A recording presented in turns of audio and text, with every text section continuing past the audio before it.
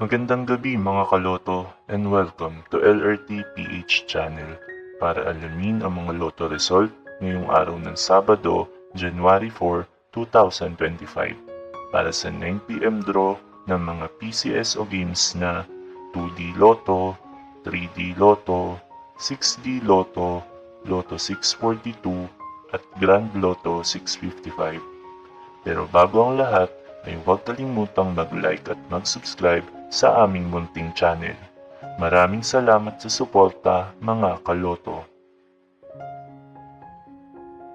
Para sa Grand Lotto 655, we have no winner para sa jackpot prize na 29,700,000 pesos. Ang ating Grand Lotto winning combination ay 49, 35, 1, 20, 43, and 31 in any order. Para naman sa Lotto 642, we have no winner para sa jackpot prize na 7,329,497 pesos and 40 centavos. Ang ating Lotto 642 winning combinations ay 24, 41, 2, 36, 6, and 5 in any order. Para naman sa 6-digit Lotto, we have no winner para sa jackpot prize na 150,000 pesos. Ang ating 6-digit Lotto winning combinations ay 4, 7, 1, 6, 5, and 1 in exact order.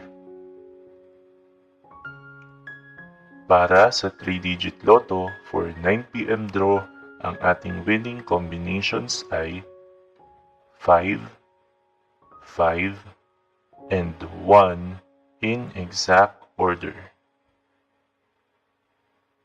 At para sa 2-digit Lotto for 9pm draw, ang ating winning combinations ay 30 and 29 in exact order. Narito naman ang ating susunod na draw schedule para sa araw ng Linggo, January 5, 2025. 2D Lotto at 3D Lotto para sa 2pm and 5pm draw at 2D Lotto, 3D Lotto, Super Lotto 649 at Ultra Lotto 658 naman sa 9pm draw na mayroong estimated jackpot prize na 15.8 million pesos para sa Super Lotto 649 at 312 million pesos para naman sa Ultra Lotto 658. Congratulations to all the winners at marami pong salamat sa inyong panonood at patuloy na pagsuporta.